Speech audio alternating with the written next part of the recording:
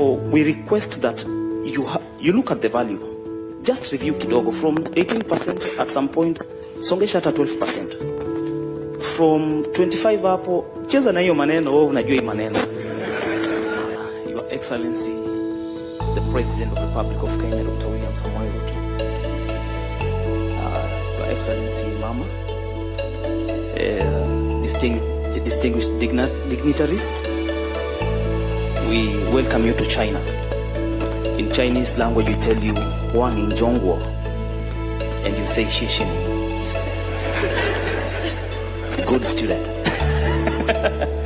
So, Your Excellency, my name is David Shimuti. We've got a few pressing issues on how we want to better our lives in China. And one of the aspects that we are going to discuss is the aspect of our duration of stay in China. Having realized that we've got a window whereby our reciprocity doctrine has not been established, 2 years, as a first timer who is coming to China from Kenya. Wakenya wetu wakuja hapa na miaka 2. Mchinese akienda nyumbani ende miaka 2. Achukue pesa yao huku, wapeleke huko. Si tuchukue watu wetu tuwalete hapa watafute kazi. Itakuwa rahisi kwetu sisi. Jambo la pili, business people, because the student come with a student visa. Yes. The second question,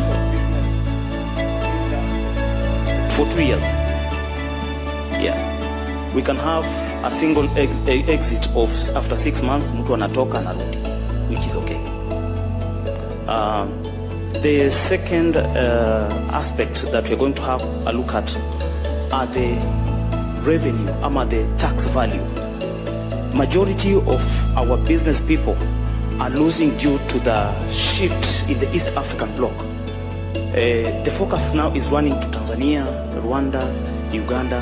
To an extent, even Kenyans are going to Uganda to buy goods and come sell back to China. Meaning that the trading in Kenya is suffocating. We are suffocating. Therefore, we request that you look at the value. Just review kidogo from 18% at some point, songesha hata 12%. From 25 hapo, cheza na hiyo maneno, wewe unajua hiyo maneno. Tutafanya biashara kwa tukiwa watu wengi sana. Na jambo la muhimu sana ninapomalizia nikipatiana hii microphone, because I know it's only 30 minutes that you have. You are a good father. And as you can see, all these faces are smiling. Na tuliambiwa kwamba mkono mtupu haulambwi. Wewe kama baba yetu tunashukuru sana umekuja. Umetengeneza mikataba na wa Chinese. Na mimi nasaidia wanafunzi kuja kusoma hapa China. I want to be also part of the people that are going to sign an agreement with you. I'm very happy that Honorable Kinyanjui is remaining behind. Tafadhali, unione. So, I want to give the president a gift, because wa Chinese wamempatia gift. Hata mimi naweza pia mpatia moja. Akifanya kazi nzuri kule, atakuwa anakumbuka. Sinaruhusiwa? Yes. Yes. Thank you very much, David.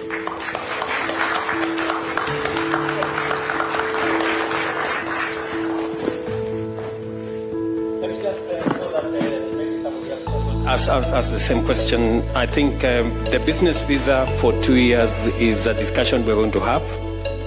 I think it's a good proposal, especially if it is reciprocal. If you scratch my back, I scratch yours.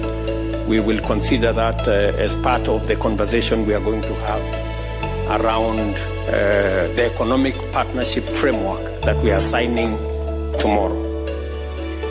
But on matters to do with what you're saying, let me just explain to you why sometimes people find it easy to go to Uganda or Tanzania for purposes of getting goods and services to this country.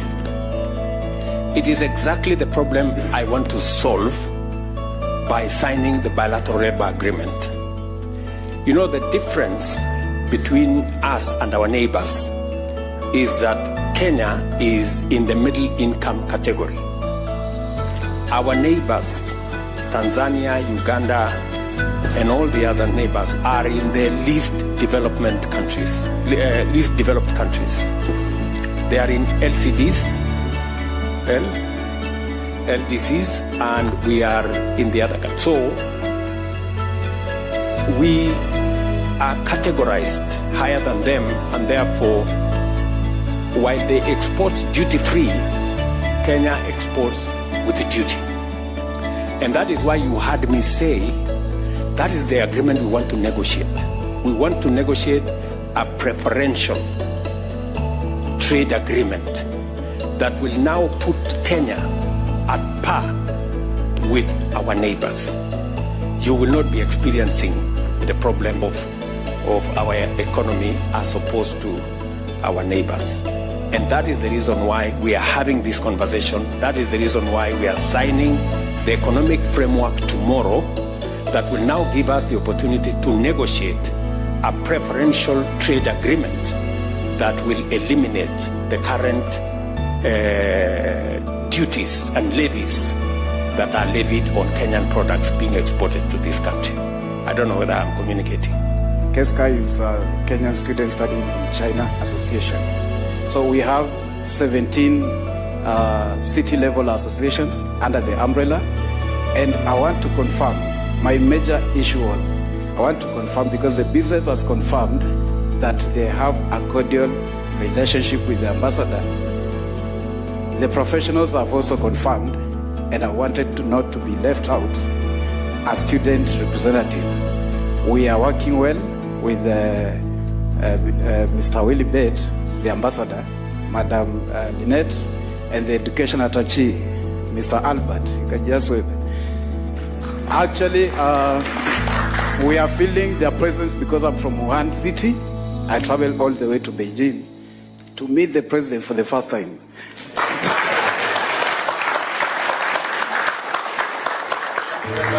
Yeah, sure. Okay, that's a lifetime handshake. Thank you. Thank you. Make sure you don't forget the issue. Yeah.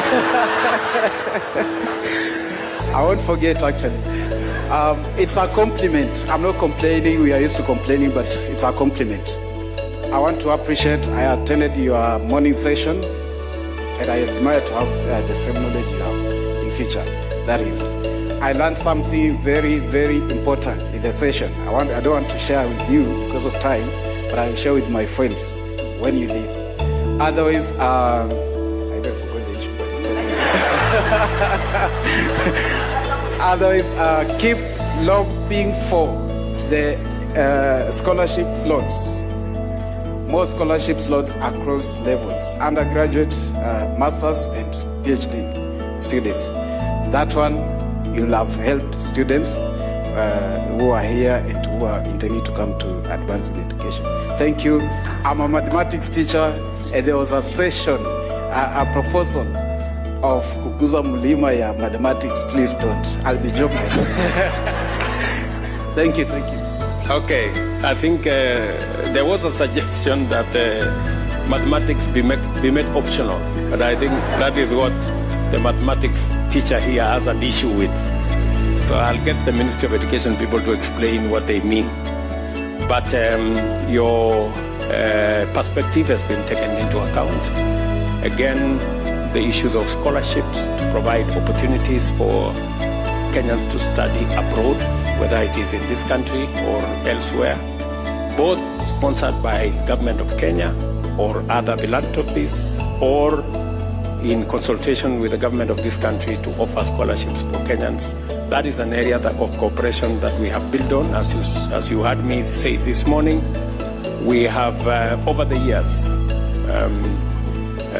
got sponsorship for close to 4,000 Kenyans who have studied in this country in different aspects, some paid for by their parents, majority through scholarships and other interventions. We will continue to explore opportunities for scholarships as we expand the horizon of knowledge, skills, competencies that are necessary for us to drive our own development and provide an internationally recognized workforce, not just to work for Kenya, but to work globally for any part of Kenya. I have so much confidence in Kenya's human resource that I am not ashamed that if they went to work in any country, they will let us down. They have always been outstanding. Believe you me, I have been to many cities, and the compliments I get for Kenyans working, whether it is in West Africa, I was in Ghana, I was in Congo Brazzaville, and I found the manager of the hotel I was staying in was Kenyan. And there were huge compliments as to his style and professional leadership of those institutions.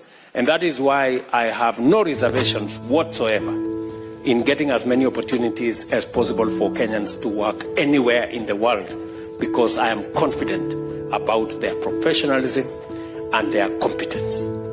So again, the way to sharpen our human capital is to make sure that we get them the correct training, the correct knowledge, and that is why we are investing 30% of our national budget in matters education. The gentleman here has asked a very important questions about business visas. This is the thorniest issue we have. I've been here for 15 years, and I can tell you is the most important question. To designate Kenyan workers coming to China, the biggest job here in China is teaching English. Kenyans here, they are very good teachers of English, and I am a lecturer. I teach world history in an international high school. Kenyans can be able to teach English in this country, not only one, not two, but in drones, 100,000. Just last year, we had 672 billion Kenyan shilling remittances from Kenyans in diaspora.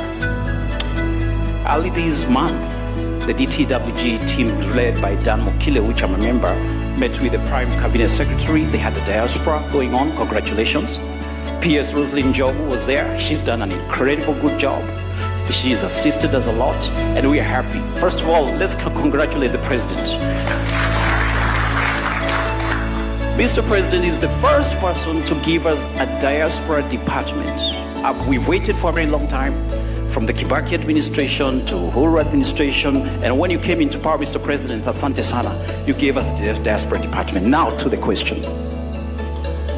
We would like Kenya to be designated as an English-speaking country.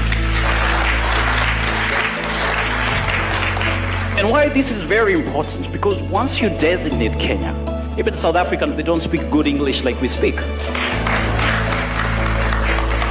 Once you designate Kenya as an English-speaking country, in your bilateral talks with Xi Jinping, we can be able to get work permits to work in China. That's how it goes. Designation, and then number two, work permits.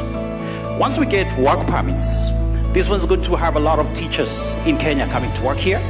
And you don't need to be a teacher to come and work in China. You can come and work in China.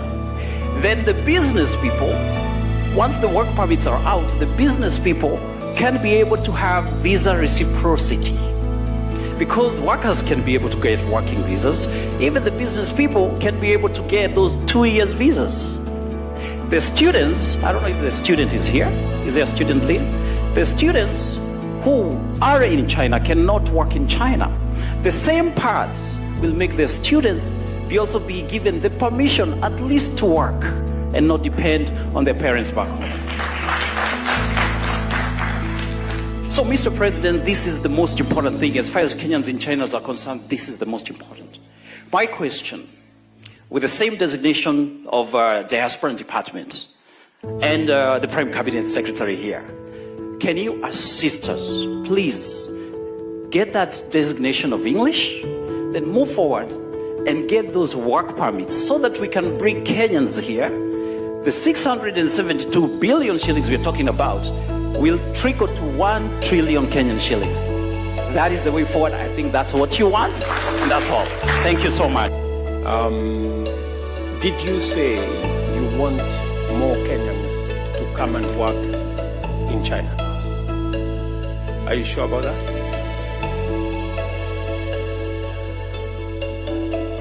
No, just answer my question. You asked me the question. Let me answer. Let me ask you. So, did you say you want more Kenyans to come and work in China? Very good. So, I hope you help me answer the many people in Kenya who tell me that I am exporting Kenyans. You know, I have a big problem with is opportunity elsewhere. I mean, is there anything wrong with Kenyans accessing opportunities elsewhere? I hope some people are listening to this so that the people in Kenya who are fighting me and telling me I'm exporting people, they should understand that we are in a world that is a global village, and we should explore opportunities everywhere. And I am very proud of the Kenyans who have taken up the opportunities that are available to city, that are available globally. And it is the reason why I set up the Diaspora State Department. So already it is in my radar, and CS for PCS and CS for Diaspora and Foreign Affairs, together with Roslyn Jogu, my PS for Diaspora, are seized with that matter. We have signed several bilateral labor agreements that provide the framework we are looking for. It is our intention to pursue the same bilateral labor agreement that will also provide for Kenya being designated as an English-speaking country. In any case, Kenyans speak the best English than in any other country in Africa. And that is the correct position. So you're spot on, and you have given me an assignment, and I intend to report back shortly. So, Bwana Musalia, kazi kwako, and your team. PS Korir here, Ambassador, and Isaiah Kabira here. You know what you need to do so that we can get more teachers teaching globally, because we have developed a global workforce. We have developed one of the finest human resource that can work anywhere in the world. We ask you a lot of questions, but let me give you feedback. This is my second time in China. I was here for 4 years, left, came back. I've been here for 2 years. I have had the privilege of interacting with 4 Kenyan ambassadors to China. And so I give an objective assessment. Ambassador Bet and his team are a first-in-class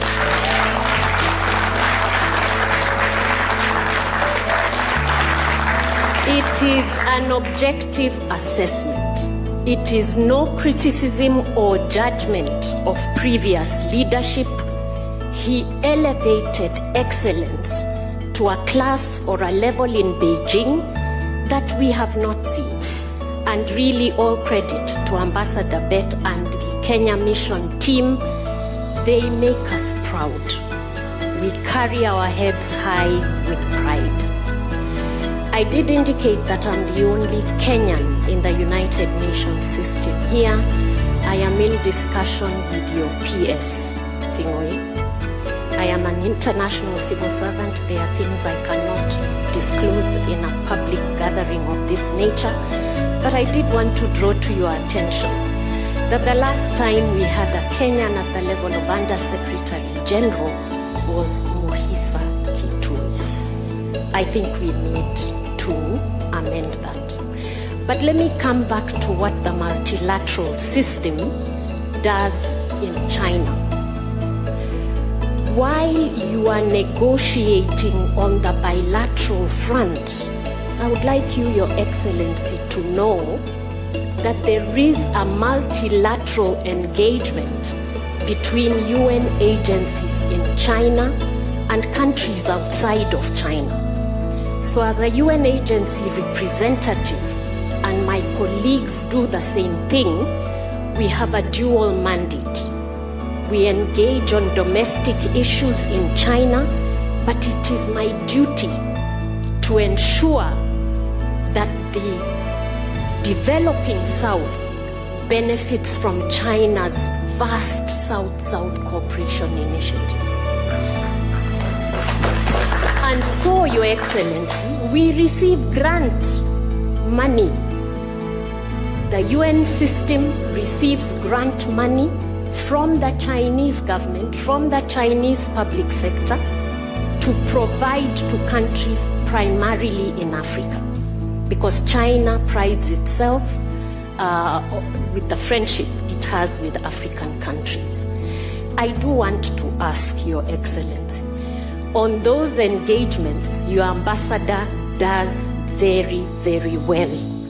What we need is reciprocal attention and fast action in Kenya when those initiatives come up. Because I have to inform you that sometimes we see an opportunity here, and remember, it is not only Kenya. Ghana is waiting, Ethiopia is around the corner, Rwanda is also keen. So we need to find a way to connect better around those initiatives that are available here for development in Africa. I want to thank His Excellency the Ambassador, because right now we have negotiated a partnership on the FOCAC, Africa Solar Belt, which is around renewable energy for essential services for children. This is coming to Kenya, but we can do much more.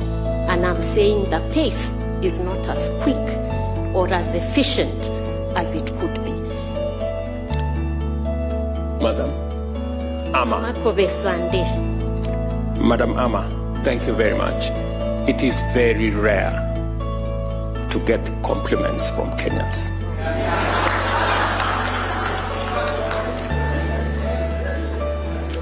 So, you are amazing. And thank you very much, thank you very much. And let me also agree with you that we need to improve on the turnaround time for matters between embassies and headquarters. I think PS Korir and your team, you need to pull up your socks so that whenever there are issues that require headquarters to provide direction or to engage in a certain manner, we can improve on the efficiency around that turnaround time. And with the expanded mandate of the Ministry of Foreign Affairs to include all the diaspora issues, and with an extra PS, I think there should be demonstrable progress in the efficiency around foreign affairs. And I agree with you that we need a country strategy. In fact, one of the issues I have discussed with Rosalind Jogu is how we can deliberately place Kenyans in some of the UN positions that arise. We have some of the best human capital anywhere in the world. There is no reason, absolutely, why we do not have undersecretaries in the United Nations. And therefore, I agree with you, and I'm sure the Honorable Musalia Mudavadi is going to provide leadership on that front. You're spot on. We need a partnership with every Kenyan, because ultimately, each and every one of us as patriots have a responsibility to play in making Kenya what we all want it to be. So from wherever you are, whatever you're doing, it is important that you see how best you can positively profile our country. Just to inform you that on matters tourism, you're spot on. In fact, tomorrow we will be signing an agreement between Chinese media and our communications authority on specifically matters to do with tourism.